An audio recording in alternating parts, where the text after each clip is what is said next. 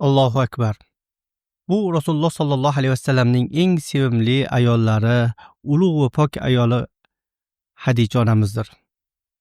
Oysha roziyallohu anha aytadilar: Allohga qasamki, men dunyoda hech bir ayoldan Hadichadan rashk qilganimchalik rashk qilmadim. Holbuki u vafot etgan edi.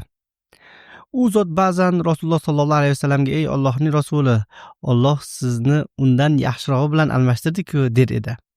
Shunda Rasululloh sollallohu alayhi vasallam javob qiladilar: Allohga qasamki, Alloh menga undan yaxshirog'ini bermadi. U odamlar meni inkor qilgan paytda menga iymon keltirdi. Odamlar meni yolg'onchi chiqargan paytda meni tasdiqladi. Joni va mol mulki bilan meni qo'llab-quvvatladi. Allohu akbar. Bu ulug' ayol ediki, Jibril alayhissalom Rasululloh sollallohu alayhi vasallamga 600 qanoti bilan nozil bo'lib, butun ufqni to'ldirganida Rasululloh sollallohu alayhi vasallam qattiq vahimaga tushdilar. Shunda u zot uylariga Hadichaning huzuriga qaytib shunday dedilar: "Meni o'rab qo'yinglar, meni o'rab qo'yinglar, meni yopib qo'yinglar." Hadicha roziyallohu anhu mehribonlik bilan so'radilar: "Sizga nima bo'ldi ey Muhammad?" Rasululloh sollallohu alayhi vasallam bo'lgan voqeani aytib berdilar. Shunda Hadicha roziyallohu anha qat'iy ishonch bilan qasam ichib shunday dedilar: "Allohga qasamki, Alloh sizni hech qachon xor qilmaydi. Chunki siz qarindoshlik rishtalarini bog'laysiz, rost so'zlaysiz, zaiflarning yukini ko'tarasiz, muhtojlarga yordam berasiz va hayot mashaqqatlarida odamlarga ko'maklashasiz. Allohga qasamki, Alloh sizni hech qachon xor qilmaydi." Allohu akbar. Ana shu so'zlar vahiyning ilk lahzalaridan Rasululloh sollallohu alayhi vasallam qalblarini mustahkamladi va uni xotirjam qildi.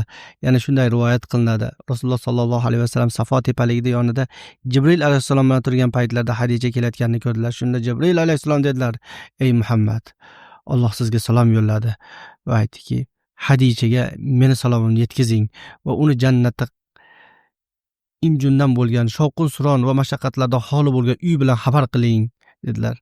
La ilaha illalloh. Alloh undan rozi bo'lsin, Alloh o'zi rozi qilsin. Bu ulug' ayol ediki, Rasululloh sollallohu alayhi vasallam do'stlarini ham unutmas edilar. Bir kuni uylarida ekanlar, eshik taqilladi. Shunda u zot Allohum hola dedilar. Qarasalar bu Hadichaning singlisi Hola bint Huvaylid edi. Hadichaning vafotidan yillar o'tib Rasululloh sollallohu alayhi vasallam qachon qo'y so'ysalar, Hadichaning dugonalariga go'sht va taom va uni xotirasini izzat qilib yuborib turardilar. Hadicha roziyallohu anhu Rasululloh sollallohu alayhi vasallam uchun mustahkam qalqon va ishonchli tayanch va buyuk suyanchig edi.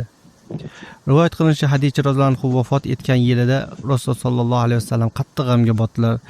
Shuning uchun u yil huzun yili deb ataldi, chunki o'sha yili u zot Hadichani va amakilari Abu Tolibni yo'qotdilar. Mana bular Hadicha bint Huvaylid roziyallohu anhuning siratlaridan ayrim lavhalar edi. U Rasululloh sollallohu alayhi vasallamning hayoti va da'vatida chuqur o'chmas iz qoldirgan ulug' ayol edi. Alloh sizdan rozi bo'lsin.